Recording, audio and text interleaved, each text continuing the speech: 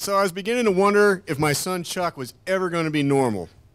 And I admittedly had a little bit of a distorted perspective on this, but I was really wondering if he was going to hit all of his major life milestones like, you know, religious confirmation and high school graduation and college graduation with an adult diaper on, because he was not enjoying, or he was not taking to potty training at all, and it was becoming frustrating.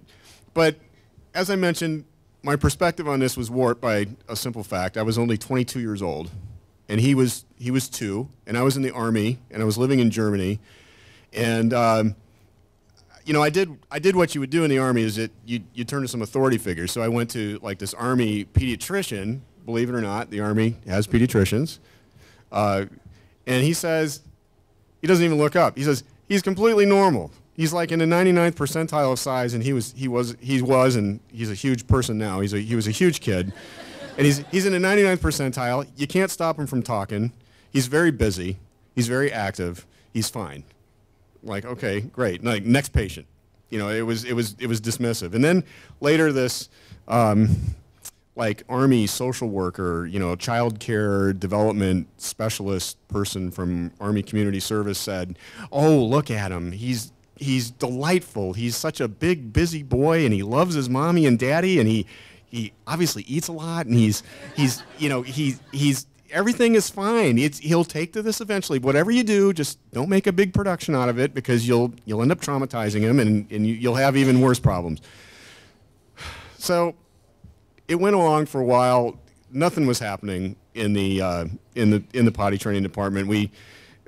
He obviously was kind of put off by demonstrations from mom and dad, because, and you know, we're like 3 times his size, and you know, we've got like hair in places that he doesn't have. He didn't get it. He's like, and why bother?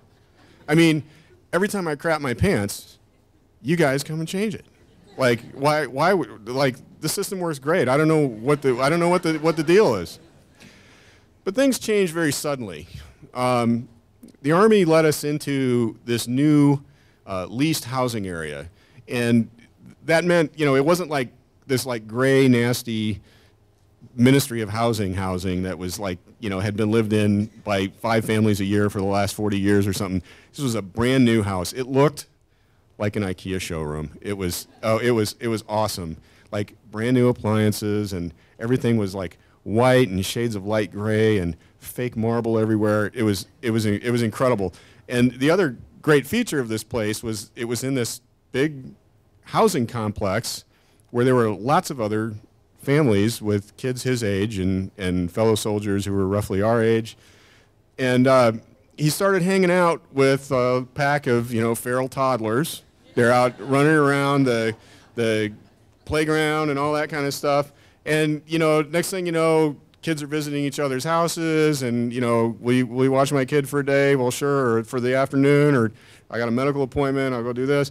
So very suddenly something snapped. And Chuck started peeing in the toilet. And it's like, well, what's that about? Why the change of heart, son? And it was because he had this gang of new friends, and it was really peer pressure that brought him to the toilet. And he told me. He was very verbal.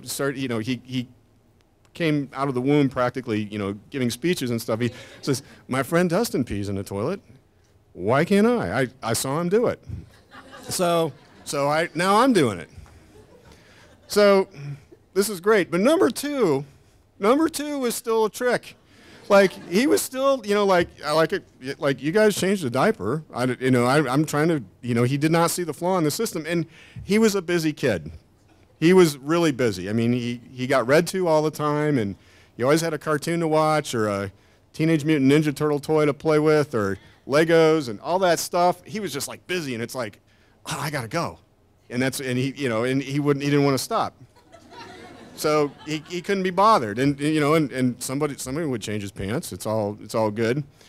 But one Friday night, you know, it was a long week on post, and one Friday night we're hanging around the table, eating pizza, which was one of his favorite things in the world to eat, one of my favorite things in the world to eat. So we're having this nice family time, and he looks up in our beautiful IKEA showroom kitchen, looks up at me and says, "Dad, I got to go poop." And I'm remembering the social worker lady, the child care specialist, you know, don't make a big production, just kind of let him do it, let him make a couple of mistakes, just like let it go. So I said, well, you can get up and why don't you go? Why don't you go to the bathroom? So he walks out of the dining room and into the bathroom, and he doesn't close the door because, you know, we're taking baby steps here. You know, he hasn't really nailed down, you know, he can barely do this. He can't do the higher order toilet etiquette things of actually like closing the door or turning the fan or God forbid lighting a candle or something like that. But none of that's happening. So I hear him go into the bathroom, and I hear the toilet seat drop, and there's other miscellaneous noises and it's, you know, not that kind of noises, but I'm hearing things happening in the bathroom, and I hear the toilet flush, and I hear toilet paper spooling off of the toilet paper roll, and I hear the door to the shower open and close, and I hear the toilet flush again, and I hear a cabinet door open. I hear water running out of the sink. I'm hearing all this noise, and my wife looks at me and says, you know, you better go in there and see what he's doing. You better check and make sure he's okay. So I got up to check, and I could hear him coming out of the bathroom, and the clue was more auditory things. I could hear that sound, that unmistakable sound of sticky feet. You know, there's moisture, you know, but it's like this nice tile, you know, it's humid maybe. It's Germany, it's not humid. No, never mind. But I could hear him, and I could hear him moving around. So I walk into the bathroom, and it's like a Charles Manson of poop scene. It's like there's poop everywhere. I mean, it's on the sink, it's all over the toilet, and it's like on the shower door, and it's on towels, and the toilet paper is spooled out everywhere, and he, you know, and it's like in little hand and foot and you know, prints, and like I think there might have even been like a forehead print in there somewhere, and he is butt naked. Like he's you know, he stripped it all off, and he is covered from head to toe with poop. He's just like all smudged and everything. And he looks up at me, little verbal guy, says, "Dad, I need a paper towel."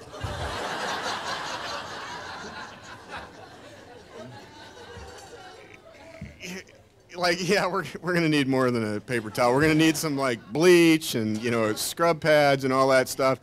But that was the breakthrough moment. After that, you know, he refined his technique a little bit. He got better at it, and it really wasn't a problem after that. My anxiety was relieved. I thought, you know, he is finally going to be normal. And I can tell you, 30 years later, because that's how long ago this happened, he's a captain of the tech industry. He's awesome. And I hear from like friends and families and coworkers that he can poop like a champ.